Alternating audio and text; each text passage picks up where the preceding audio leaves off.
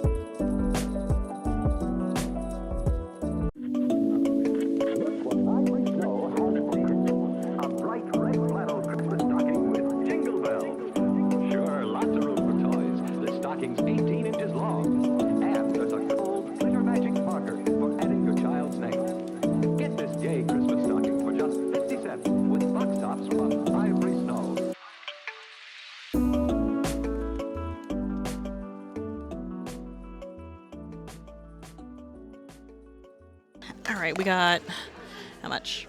We got about 15 minutes before doors open for the holiday market. I'm just gonna shove as much pad thai in my mouth as I can before all people start coming in. And yeah, so this is about from 6 to 9 p.m. People are starting to trickle in, but before anything else happens, let's kind of discuss like what's at the table. First book is Not Without You, and then I also have some character art and stickers in binders, so it's a little more compact, so people can flip through, and mailing list in case people want to sign up. Just a second one in case there's multiple people at the table, and then like little giveaways like candy canes and a tea from earlier, some green tea. And the second novel, Tell Me You're Mine. She's exploring dangerous new worlds with Pac-Man, and with the alien chip, maybe you can do space battle with an opponent from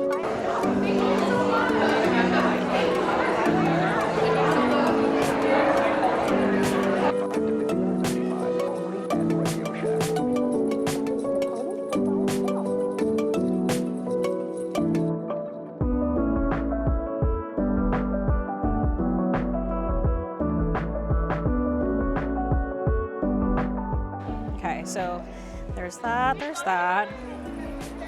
Please behave. Okay, card, cash, or...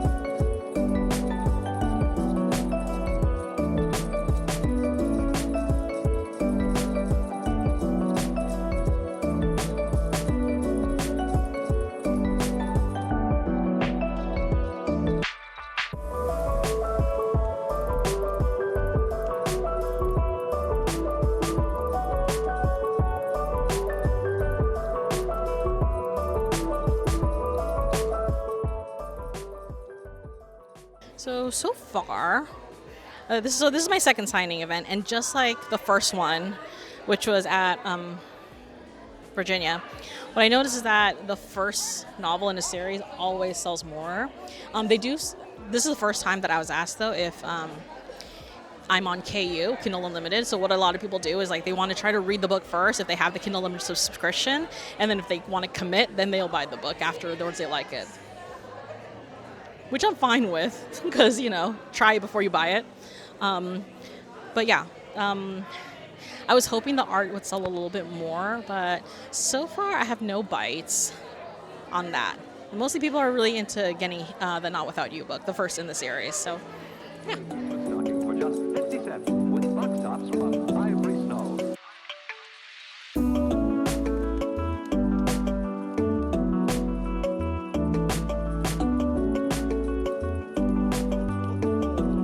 Merry Christmas.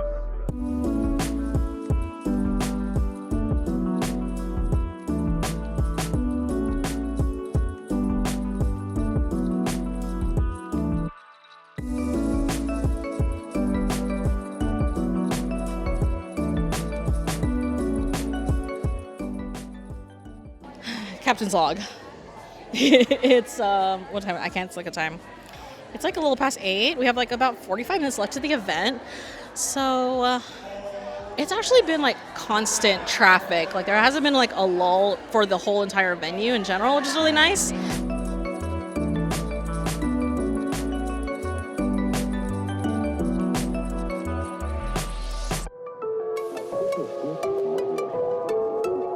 They claim they were bored. But Lawrence found Radio Shack's incredible selection of electronic games.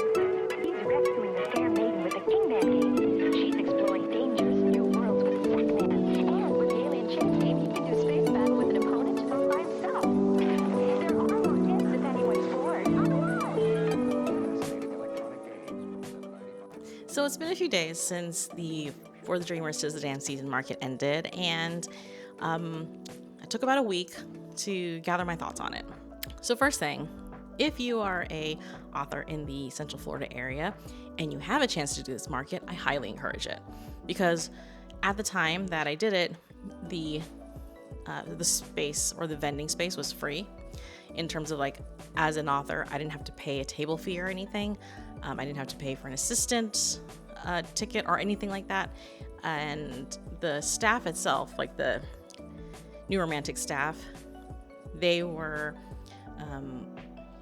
very accessible. Every time I had a question, I emailed Ashley, who is the general manager of the store. She got back to me within 1 to 2 business days, essentially. And they were actually on site that day.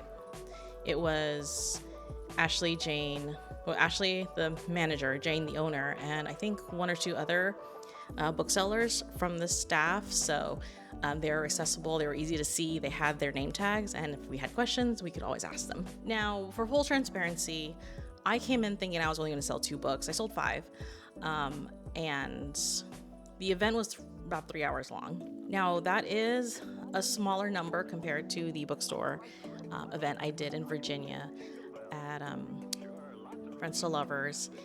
Out there, I sold 10 or 12, I can't remember now.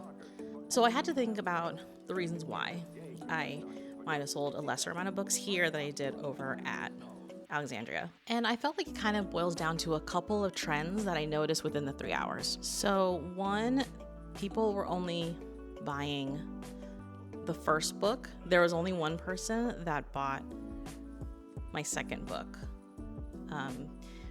And this is kind of normal. When it comes to a series, usually you bring more copies of your first book because sometimes they would only rather start with the first book and then they don't want to quite commit yet to buying the whole series yet. Another question I got was, is your book on KU? So Kindle Unlimited, for people who may not be aware what KU stands for. So just for some back information, Kindle Unlimited KU is a subscription service on Amazon's reading program on Kindles that you get to, you pay a certain amount per month and you get access to the entire Kindle Unlimited catalog. It's like thousands upon thousands of books.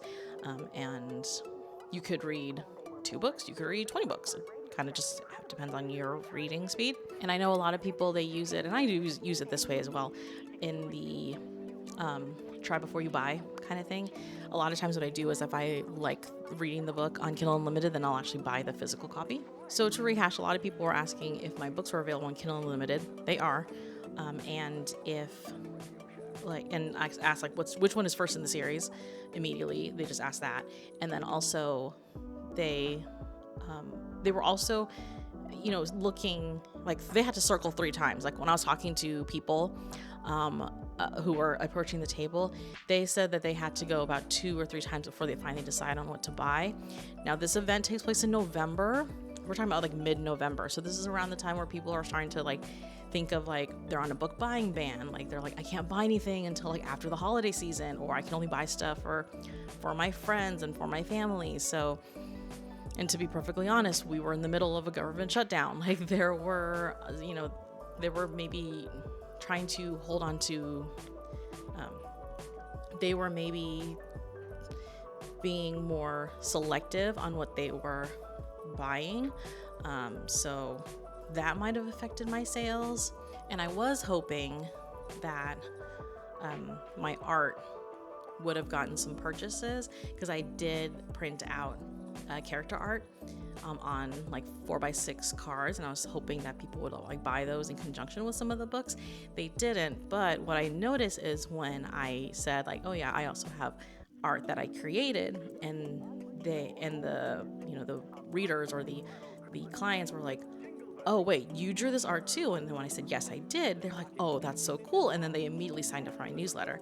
So if anything, the art really gains traction for newsletter, website checkups, things like that. Like I noticed some people were immediately like, oh, you do your own art, and they immediately like grabbed a business card, or they signed up for the newsletter. So in that case, I think the art, or creating the art and printing it out, was worth it, even though they didn't buy it.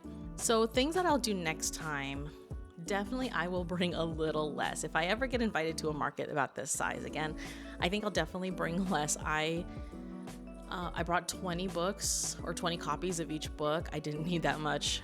So if anything, it just made me break my back. No, it just made me carry more than I needed. I think the art was fine. I think that was a good idea. And I did use the camping chairs. Definitely worth it. I do have to think about how to do storage space, because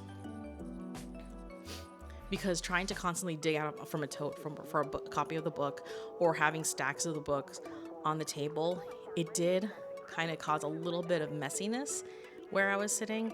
So I need to figure out a better storage option, whether it is maybe like a rolling cart. That could be an option, or like maybe having some sort of shelving like behind the scene. Another option was maybe doing some sort of shelving that is you can't see, and it's only open facing me versus facing the client or facing the reader, so that like things are hidden from them, like my cell phone, my drink, some extra copies of books.